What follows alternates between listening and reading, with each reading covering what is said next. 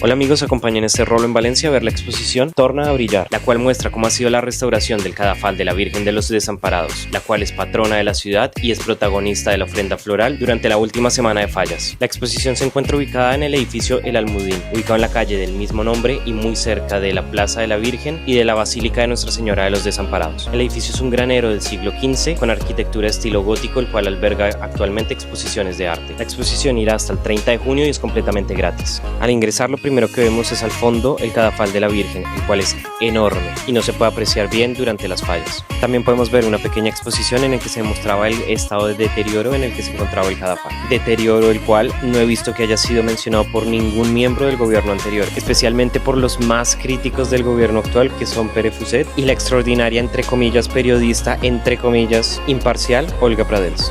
Porque para criticar somos buenos, pero para reconocer las cosas buenas, pues... El artista Sergio Carrero, encargado de la reparación y del montaje del cadafal, llevaba años denunciando el deterioro de esta estructura, denuncias que fueron completamente ignoradas por la administración anterior. Pero eso sí, donde hubiera habido un accidente, sabemos que Olga Pradels, Pere Fuset, Sandra Gómez o cualquier otro no habrían dicho nada al respecto, pero si hubiera sido este año, si no se hubiera restaurado, habrían sido los primeros en caerle encima a la alcaldesa.